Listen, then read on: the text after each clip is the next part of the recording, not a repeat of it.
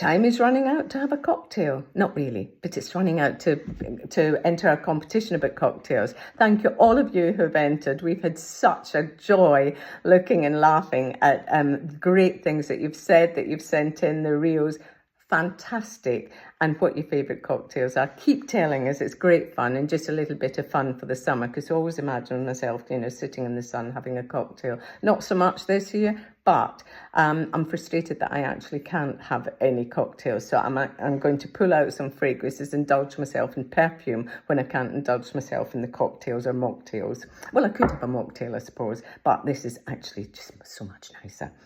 Right, I'm pulling out this one, Kingdom Scotland. We're partnering with Imogen from Kingdom Scotland, and this is Kingdom Botanica, and that is the smell of Scotland for me in many ways. If you go to Edinburgh, it's the Botanical Gardens in Edinburgh. It was their 350th year, and they did this fragrance to celebrate. It's fantastically fresh, but there's a spiciness in the top note, following through to exotic florals in the middle note, and then there's sandalwood and patchouli makes it last really well.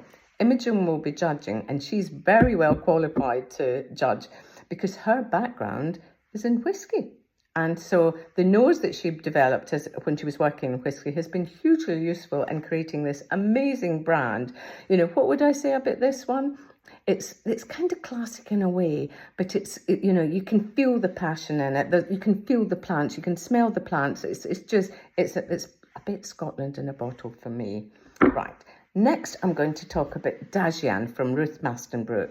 I smelled this before it was actually into proper production, and I was addicted to it. I smelt it in my arm and I actually asked for the sample, and I kept smelling it, and it was that addictive element. It's fresh, it's citrus, but it's got interesting notes in the base notes, because it starts off actually quite fresh. Of course, there's lime, mint, and the top notes.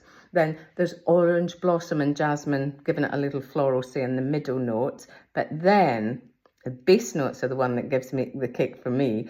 It's sandalwood and a bit of rum. Who knew? Honestly, rum, that's my alcoholic fix in that one. Oh, then I thought, right, what other ingredients do people use a lot in cocktails? And pear is used a lot, and there's a whole range of alcoholic drinks or non-alcoholic drinks that will have pear. But Juliet has a gun. Romano Ricci, God, he's clever. He really does. Always his fragrances have got a story and a twist, and I think he's so special in what he creates. Well, this one, it's a fresh fruity smell. It's called Pear Ink by Juliet Has a Gun. And what I really like about that one, oh, nice. I'm just checking I spray it in the right place.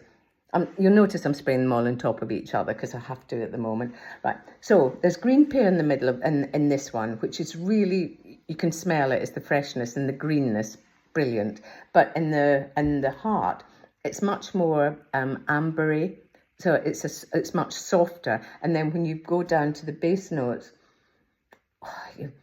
they've got even more musky elements in it. Like, you ever get a chance to go and smell this? It's really unusual because his fragrances always have a twist. Now, another very, very clever person in perfume is Dimitri Weber. Now, he has created Goldfield and Banks. We may have talked about it before.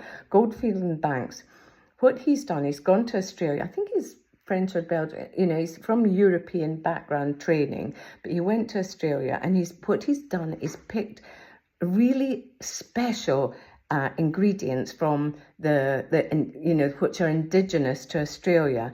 And again, there's always something a little bit different. And this one is amazing. Ingenious Ginger. Now, why I like Ingenious Ginger is that spiciness, but I like it also because it's a floral aldehydic, so it's giving you that feel-good factor. The notes in this one is actually things like bergamot, mandarin and magnolia in the top. Then it follows through, oh gosh, it's very floral, not very floral, but it's gentle floral, jasmine, rose petals in the middle. And then at the base is quite sensual again, because there's sandalwood, it's blonde sandalwood actually, and there's patchouli, amber and vanilla. And it's quite interesting, all of them are really what I'm enjoying at the moment in the hot weather. I hope it's hot where you are. It's very hot where I am today. And the top notes are kind of fresh, exciting, whether they're aldehydic or fruity, or so it's clean, it's fresh and energizing.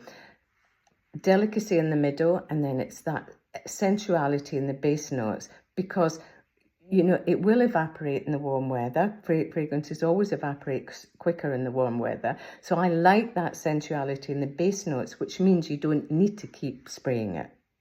Enjoy your cocktails, or enjoy your perfumes with cocktail ingredients.